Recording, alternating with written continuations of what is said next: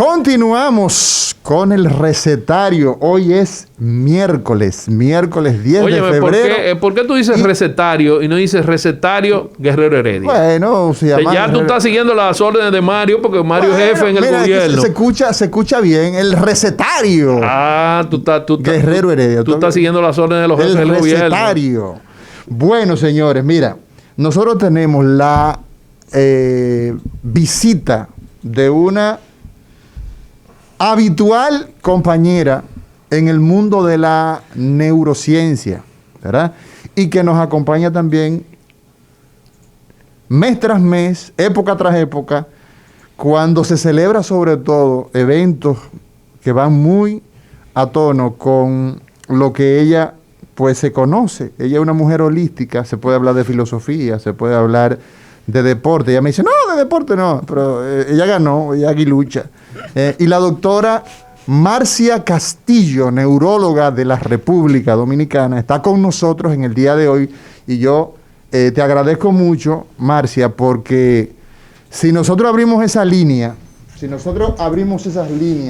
y le decimos al pueblo, por ejemplo, le decimos al pueblo que nos llame, que necesita una cita, la gente va a decir, es que los neurólogos, es que los neurocirujanos, con ellos no se puede hacer cita porque esa gente está muy ocupada.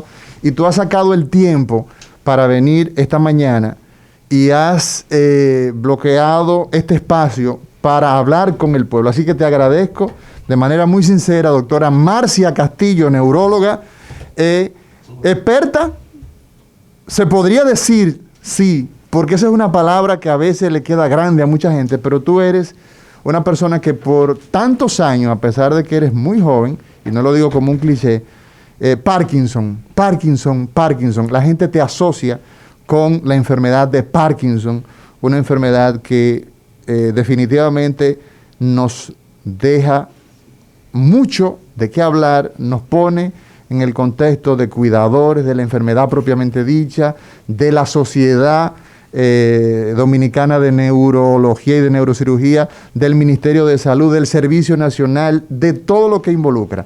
Pero antes de entrar en ese apasionante mundo de la enfermedad del Parkinson y lo que ello incluye, Marcia, coronavirus es el tema obligado.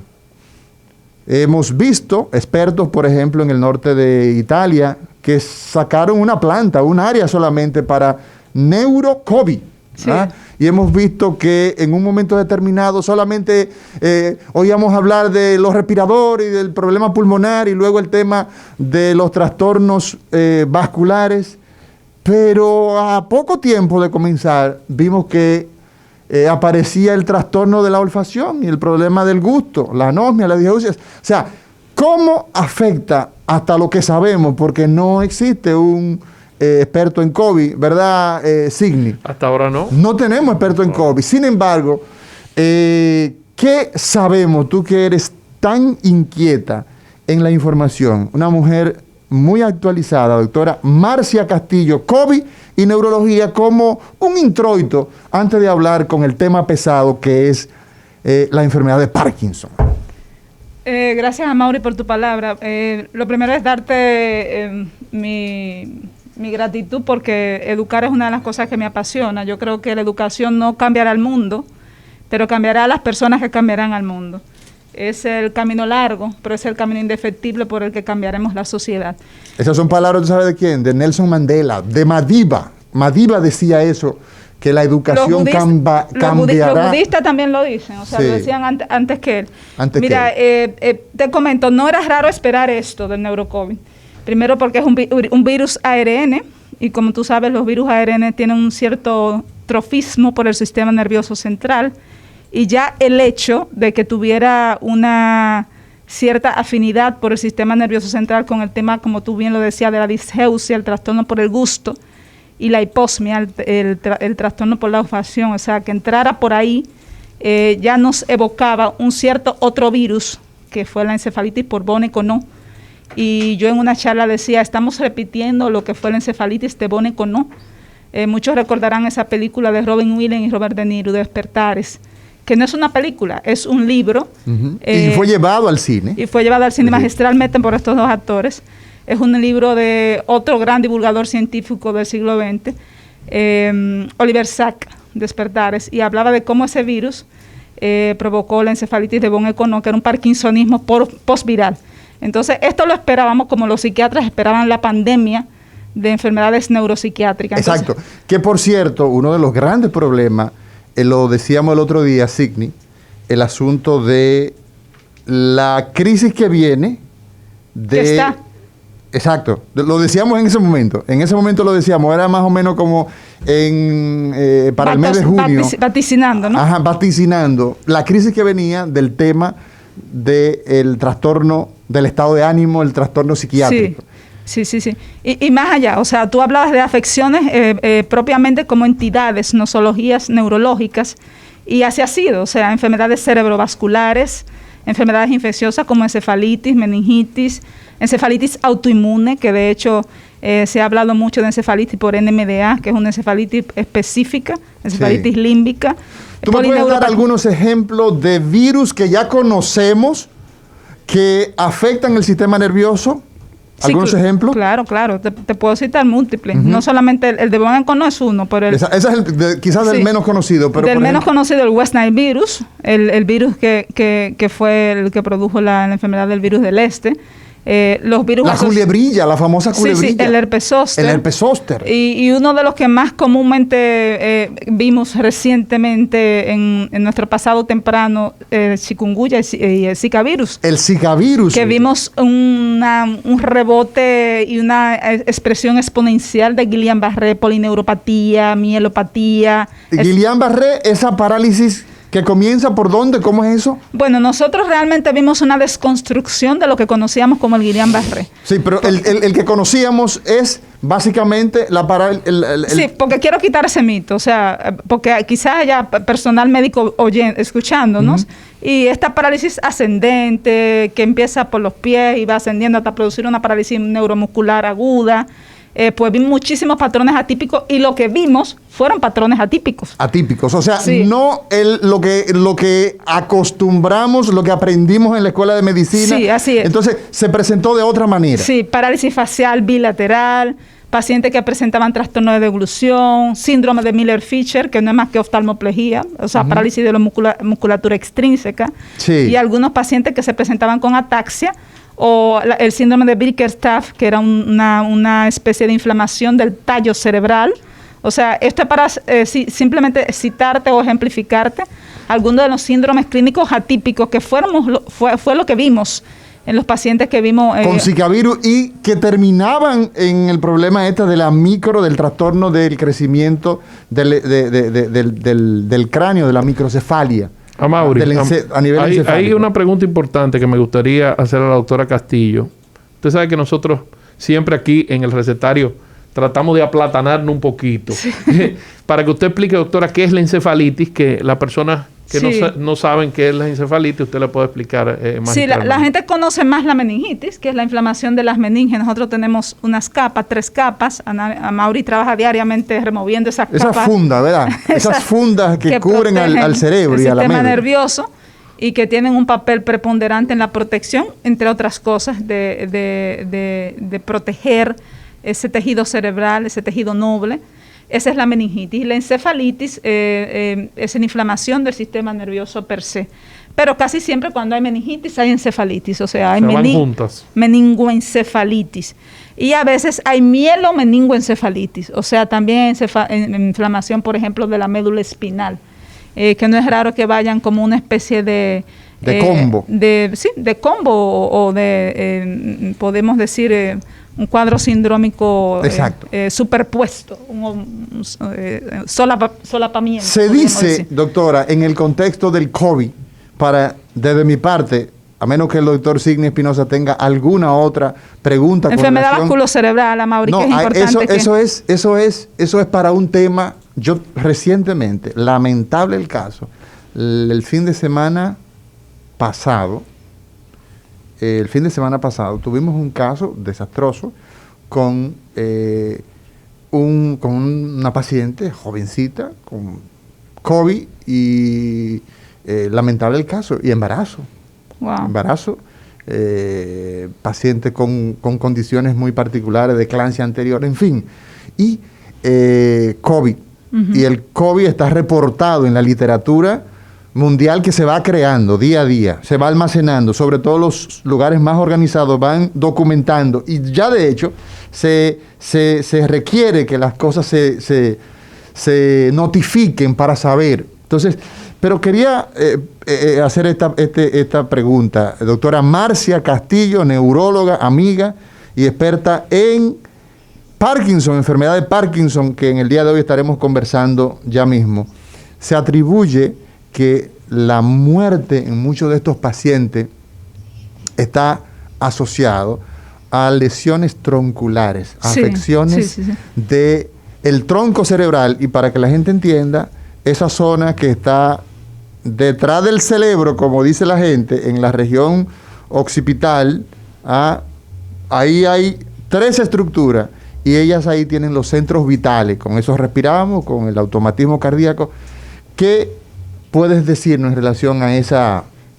Esa fue una teoría que inicialmente vino muy robusta, o sea, vino como enrostrando como la causalidad de por qué el paciente hacía esa insuficiencia respiratoria tan severa.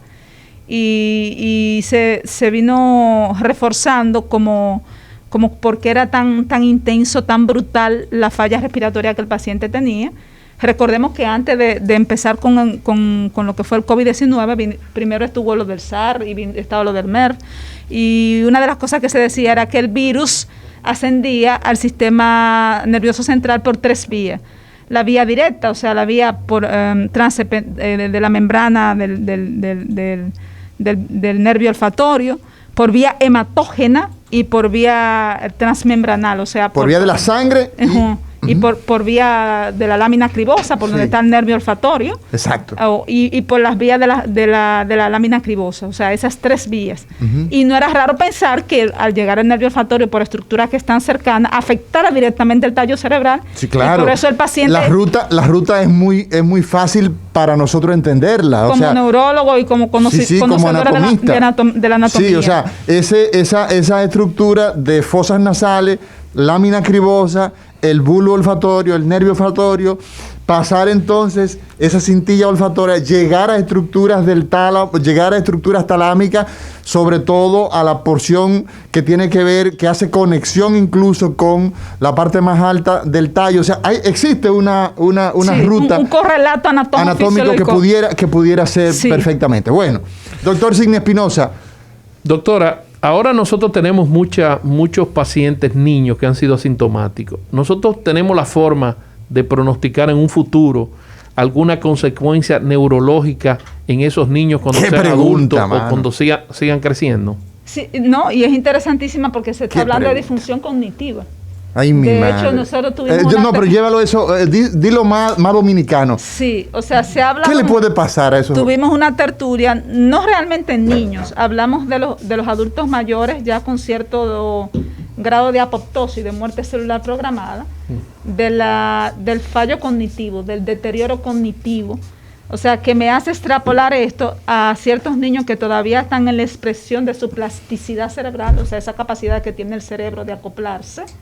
De si pudiese de alguna forma en estos niños, o sea, estoy haciendo un paralelismo. Recordemos que estamos aprendiendo de este virus. Así es. O sea, todavía hay muchas cosas que son anecdóticas, hay muchas cosas que todavía hipotéticas. Hipotéticas, porque lo que, por ejemplo, es la gran verdad de hoy es la gran mentira de mañana. Por supuesto. Entonces, pensando en la plasticidad cerebral, en el aprendizaje hasta los 7 años y todo esto, pienso yo, si los niños que ahora son asintomáticos de alguna forma tendrán o pudiesen tener dificultades de aprendizaje, como ya lo sabemos en los ancianos, en los envejecientes, que sí hay fallo cognitivo porque ya sí se le ha pasado cribaje y protocolos neuropsicológicos y lo sabemos. Doctora, ¿qué es un fallo cognitivo? Cognitivo para que el bulbo que no es médico entienda. Existen 2 términos. Existe lo que llamamos quejas cognitivas, que cuando tú dices se me olvidan las cosas, mira, siento que mi memoria no está funcionando bien, eso es subjetivo. Ya el fallo cognitivo o disfunción cognitiva es cuando yo lo llevo al plano objetivo a través de tablas o a través de, digamos, un cribado, o sea, una serie de protocolos, sean estándares o dirigidos a determinar si ese paciente está por debajo de lo que debe saber, por ejemplo, por ciertas escalas. O sea, que va a tener trastorno en el aprendizaje. Va a tener probablemente. Sí, pero en el caso de los envejecientes no hablaríamos de aprendizaje. No, en el caso de niños. En el caso de niños ya se aplican otro tipo de tablas, pero sí se aplican escalas estandarizadas. Y da la sensación de uno seguir hablando de los impactos que probablemente, ¿verdad?, pudiéramos nosotros en el tiempo encontrar, y de los que ya hemos visto cómo impacta el COVID en el sistema nervioso. Cómo incluso, aquí hubo un comunicador que yo quiero muchísimo, que dijo, mire, cojan, hablaba de, creo que era café, que es una de las sustancias más nobles. Y mire, y si usted no huele, ya no vaya a hacer PCR. Tanto así no.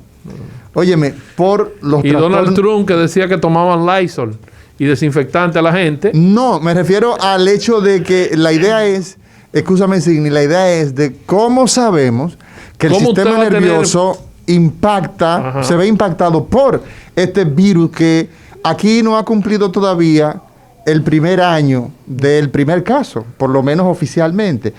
Bueno, nosotros tenemos a la doctora Marcia Castillo, y la doctora Marcia Castillo se ha conocido a lo largo de, ¿cuántos años ya tenemos con la fundación, con todo este proyecto de gente que está trabajando en la lucha contra el Parkinson, por un lado, en los cuidadores?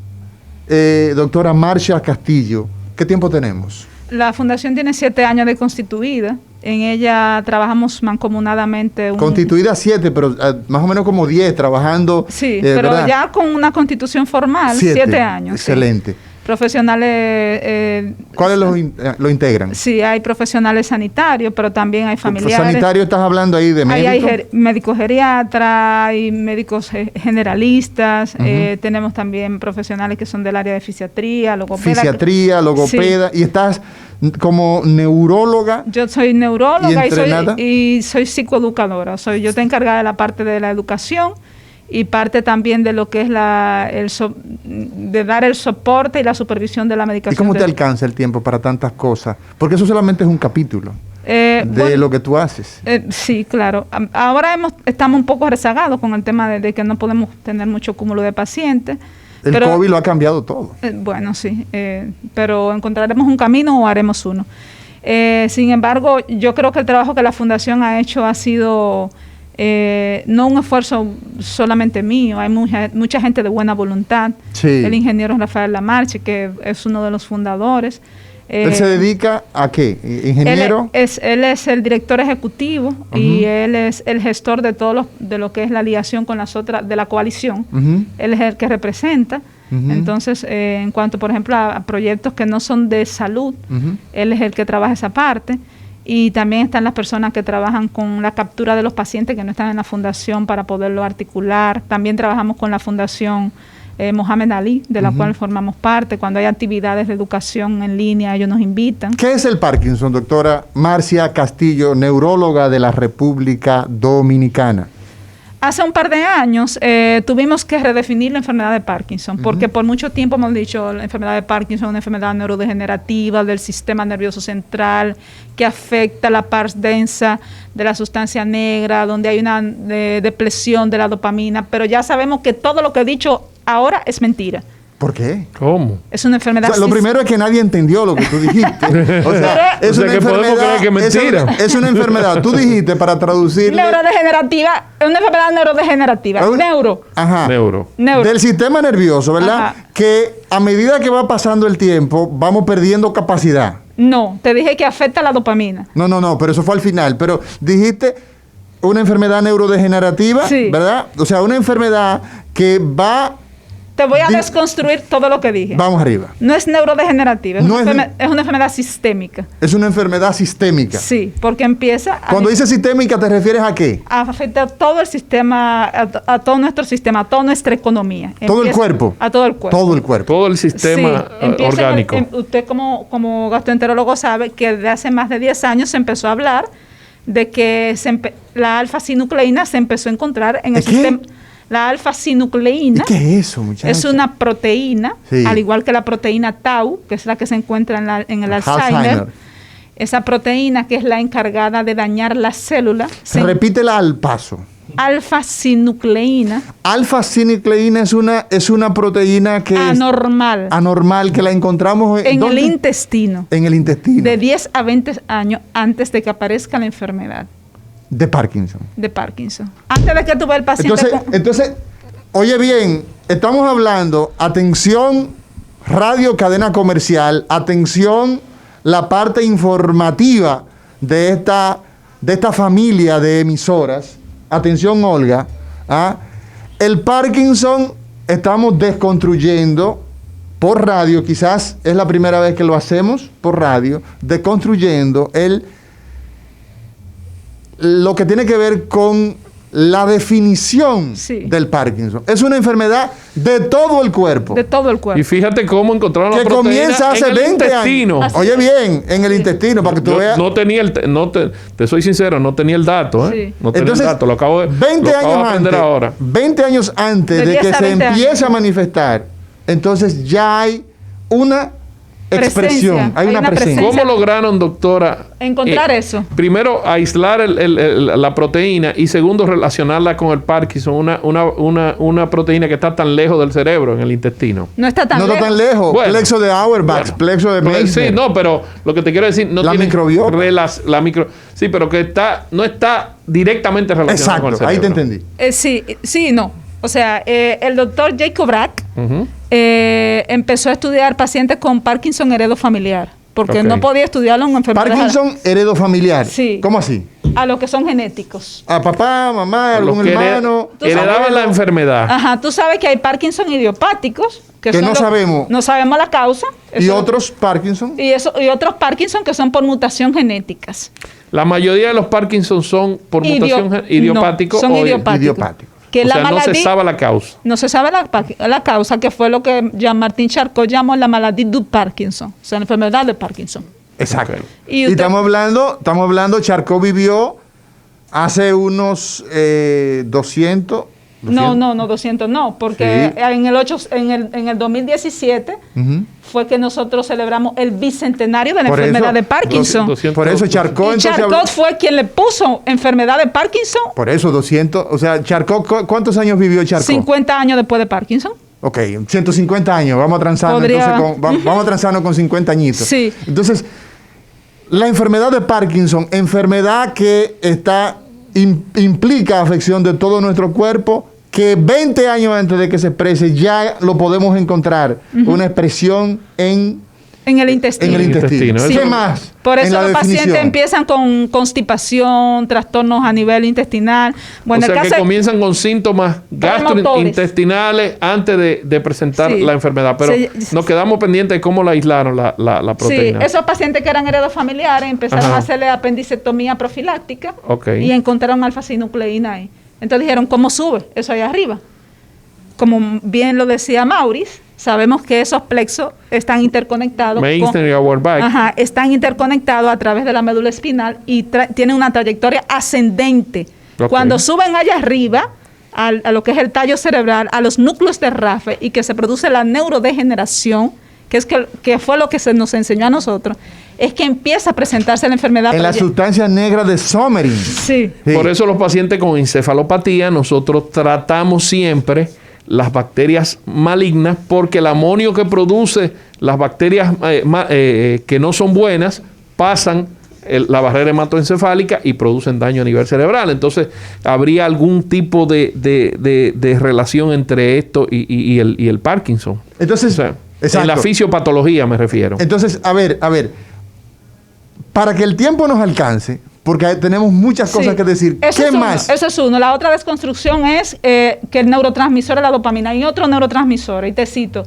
El otro es la serotonina. Por eso la depresión, las alteraciones en el estado anímico se presentan en la fase premotora. O sea, antes de que el paciente empiece a tener problemas de temblores. A presentar rigidez, lentitud, bradiquinesia, alteraciones en la locomoción, ya el paciente tiene depresión, apatía, abulia, que es también ¿Qué es la abulia? La abulia es un estado extremo de apatía, donde o sea, el tipo está totalmente amemado. No quiere nada, no se siente animado a hacer nada, no se siente compelido a sus actividades diarias, y los familiares empiezan a notar esa alteración. Fluctuaciones en el estado anímico. Entonces, todo eso, trastorno del sueño, o sea, los trastornos del sueño, manifestaciones cardiovasculares. Entonces, hay otros 3 neurotransmisores, además de la dopamina. Entonces, tenemos dopamina, que evidentemente dopamina. Serotonina. Serotonina, y los que están relacionados con la noradrenalina y la acetilcolina, que es la que está relacionada con el temblor. Con el trastorno que más llama la atención. Mauri, escúchame, pero como yo soy gastroenterólogo, no manejo tantas cosas neurológicas. Me gustaría que la doctora explicara rápidamente lo que es la función de la dopamina y la función de la noradrenalina, así rápidamente. Sí, la dopamina tiene que ver con muchas cosas. La que más conocemos es el tema de las emociones. La alegría, dopamina, esa es la que más la chulería. Por eso entonces la gente termina muchas veces en las dependencias. Produce placer. Está relacionado con el placer. Y con la gratificación inmediata. Claro. Por eso el celular, la ludopatía, o sea, el juego compulsivo, el celular. La ludopatía son el sexo, el chocolate, comprar cosas. Y robarse cosas, entonces, los ludópatas. Sí. Y jugar, lo que juegan. No, robarse cosas ludópatas. Por eso, la cleptomanía. Sí, todo lo que es recompensa te produce un chut de dopamina. Entonces, las drogas también, claro, todo lo que produzca gratificación inmediata genera. Entonces, en conclusión, doctora, definir hoy día Parkinson implica saber qué cosa en un minuto.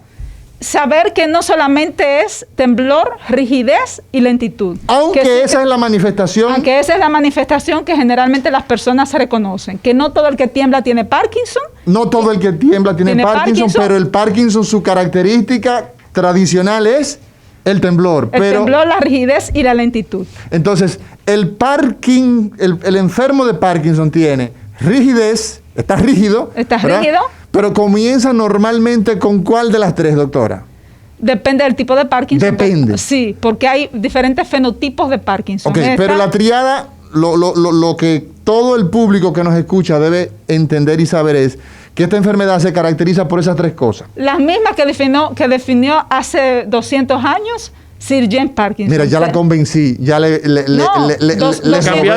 robé los 50 años. En el 2017 celebramos los 200 años. Es que la doctora... Temblor en reposo. En reposo, o sea, usted está sentado y ahí está...